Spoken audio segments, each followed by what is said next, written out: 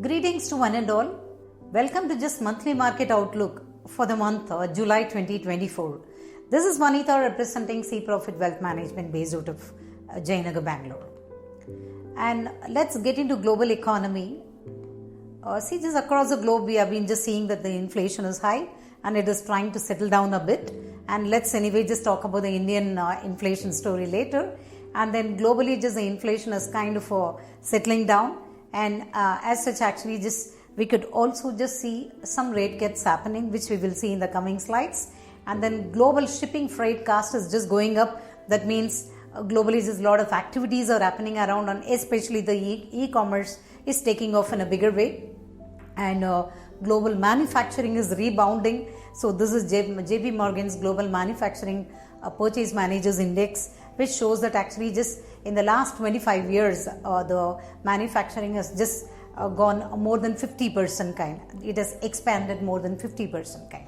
For the first time in over 30 years, Japan's nominal growth outpaced China, right? So because when you talk about the global markets, China plays a vital role, whether you like it or not. And then on top of it, actually just Japan has just outpaced for the first time over 30 years. And is China seeing recovery shoots? That's a bigger question that everybody has got. See, just China's manufacturing has been the fastest growth since May 2021. And China property firms, right? The real estate thing, the bigger developers show some kind of small sales drop is also being felt. And otherwise, actually, just these are all some important kind of stats to be just seen. So, despite the China challenges, if you look at the kind of supplies that they contribute globally, say like 97%, 85 to 97% of the solar products have been manufactured in China. More than 86% of the batteries across the globe has been from China.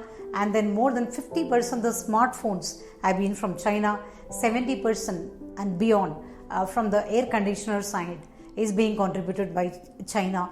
And then a lot more to just talk about when it comes to the contribution made by China to the global markets. And then this is a projection given by the International Monetary Fund, which projects that the globally just will grow stably, and probably the growth rate will be in the range of 3 to 3.2% across the globe. And then China will also just grow the rate of 5%. And then maybe just looking at the other countries which are just growing very marginally, maybe just like let's talk about US. The projection is likely to be in the range of 2 to 2.5%, and India is likely to grow at the rate of 7% kind. Anyway, just we'll talk about the projections from all other kind of agencies as well.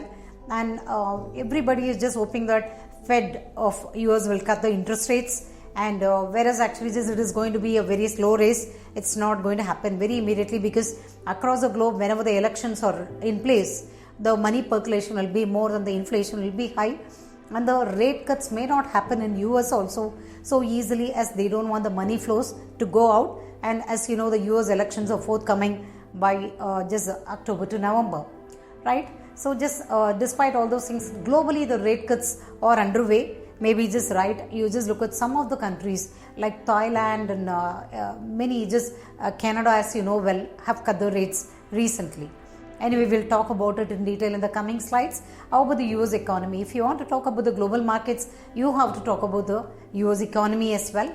As I said earlier, the rate hikes have been to the steep, and the rate cuts may not happen very immediately. Maybe just different opinions are coming from the Fed body itself. The veterans from the Fed have been talking in different way. One talks about 0.5% rate cut, and one talks about 3 rate cuts. One talks about no rate cuts, right? So just Fed is trying to maintain a delicate balance between the growth and the inflation.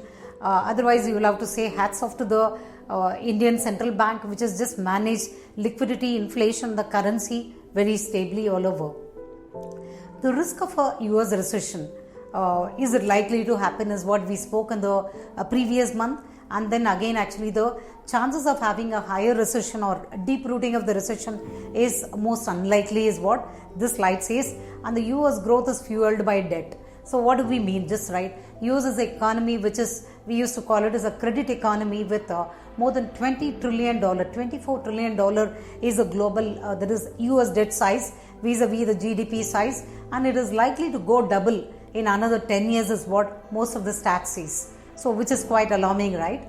And then US credit card defaults at record levels. You look at the level, it's been the highest since 1991, and so I'm trying to just talk about the kind of risk that is there in the global markets. And US equity markets see a strong start in 2024. Look at the kind of growth rate that they have delivered, 15% until now, right? In the half year, the first half year, because their calendar year starts from January, right? So just and again, a divergence. Maybe we spoke about S&P in US market delivering around 26% last year, and 74% of it is being contributed by the 7 magnificent stocks, and which you know very well. Maybe we used to talk about the Alphabet, Amazon, Apple, Meta, and Microsoft, Nvidia, and Tesla, right? So just look at the kind of divergence between the S&P 500, which is slowing down, and the magnificent 7, which is going up, right? So S&P 500 is expensive than historic levels, right? You talk about the US markets, how is it positioned, and vis-a-vis the kind of market delivery that they just threw away, right? And let's talk about the Indian economy. It's always like a oasis in the global desert, and then S&P just upgrades Indian outlook to positive, which is really very good news to the markets. And then FY24, the current account deficit has just narrowed to 0.7%, which is to be witnessed, and vis-a-vis the history, which is too good. And then India's external debt ratio also just falls, and the recent news has been India's inclusion to the global index, as says the bond markets showing a thumbs up, the foreign investment flows coming to the Indian bond markets, which was in negative territory until a couple of months ago, right? So Indian banks gross non-performing asset ratio was there, which is a multi-year low to 2.8%. If you go back to the past, maybe 2015-16, it was hovering at 16%. So today it is just hovering at 2.8%, which is really brilliant. And then the Indian GST collection, which we call it as a Way-bill collection, has been in the range of 1.7 trillion, which is extremely good. And the inflation slightly vary. Inflation was hovering at 4.75% in May, and then in the month of June it just touched to 5.08%. It has marginally just gone up. And then just look at the GDP growth, maybe just the expectation, which has been just crossing 6.5 to 7%. In fact, maybe just look at the India's GDP for FY24. It stands at 8.2%, surpassing all the agency projections. And then tax collection plays a vital role, as you know. Advanced tax collection for the first quarter has risen by 27.6%, which is a phenomenal kind of a thing. And you look at the contribution, 23.7% increases there on the corporate tax, and the personal income tax, maybe to contribution to the tax, has grown up by 31.5%, which is phenomenal, apart from the Way-bill collection, as I said. Infrastructure investments, as you know, like Indian government has been allocating more than 3%, but the investments have just gone to 6.5%. That means it has gone literally double, right? And the contribution is just going to be double.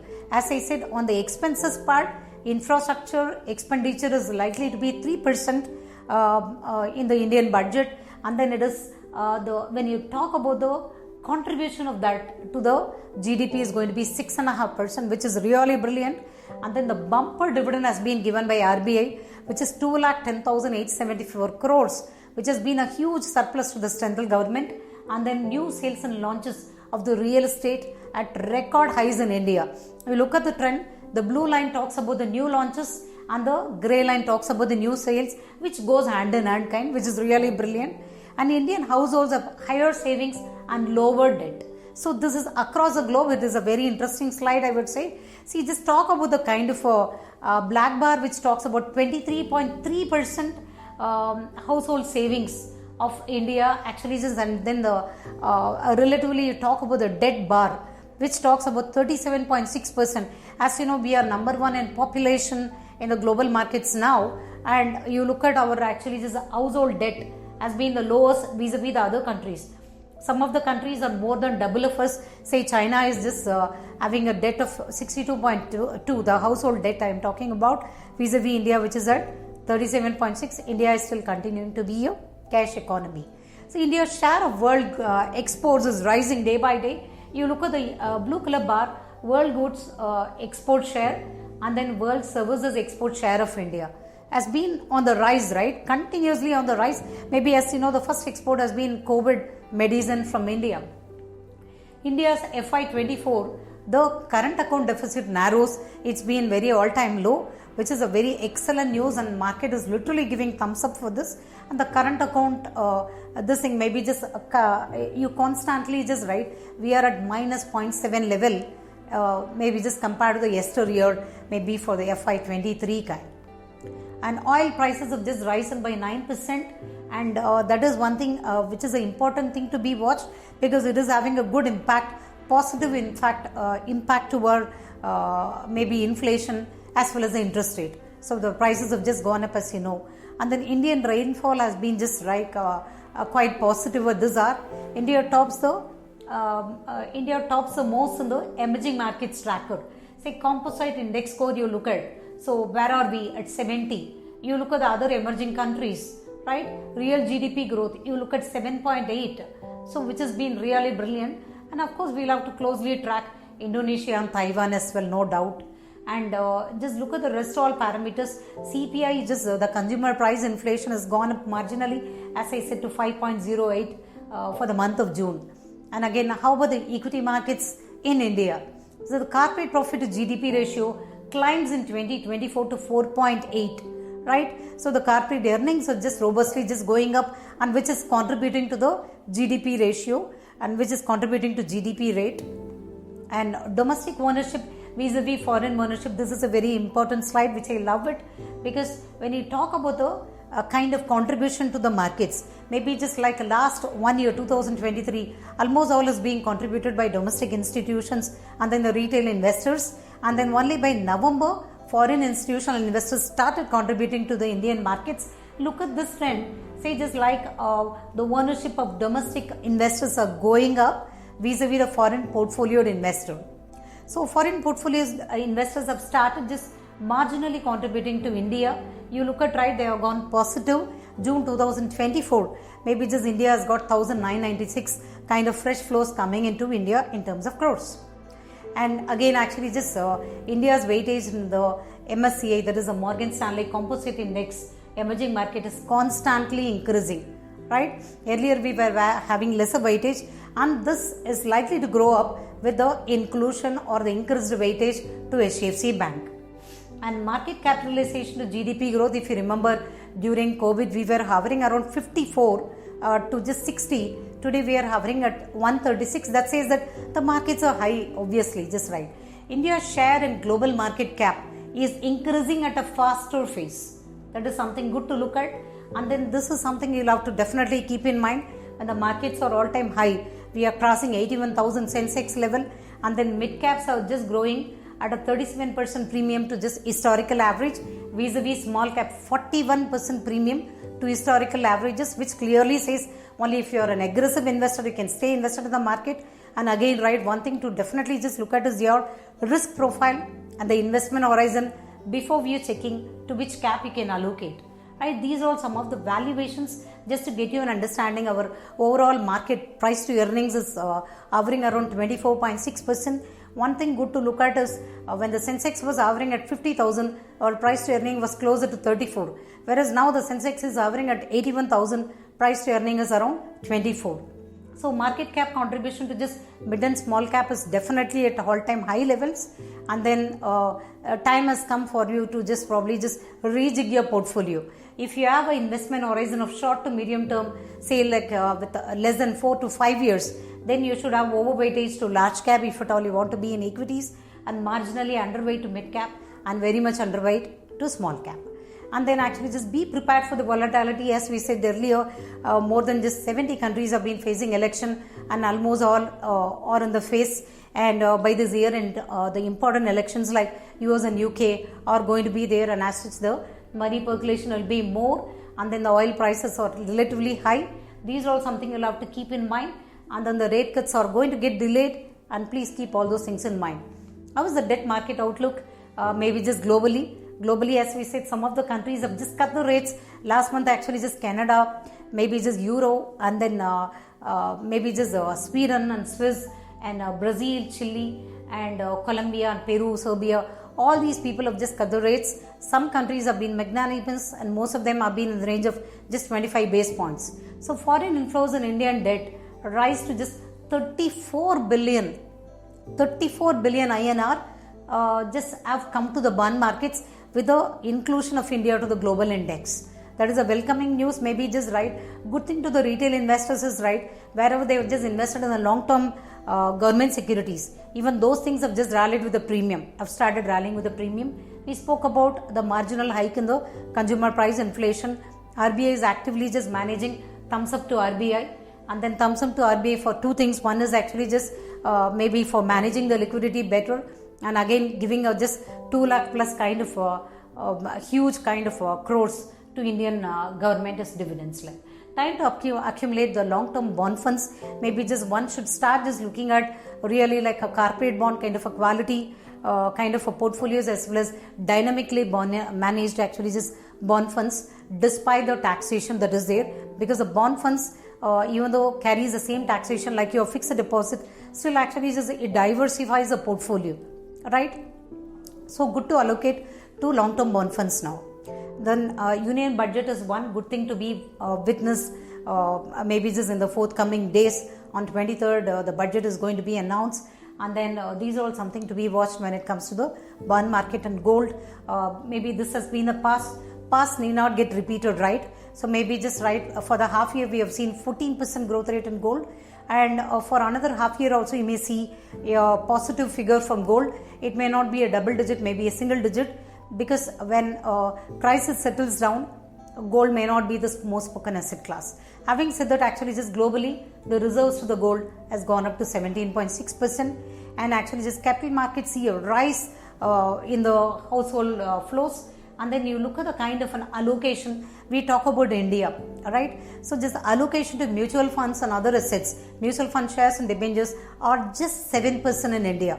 So we have a long way to grow, right? So maybe just this is one thing. Maybe look at the number of demat accounts that's been opened. Maybe just it has just gone up in a bigger way. Maybe between financial year 2019 and now, it has just gone up by 41%. Maybe NSDL has just opened close to just 3.8 crore demat accounts until April 2024. CDLS has just opened close to just 11 crore plus until just April 2024.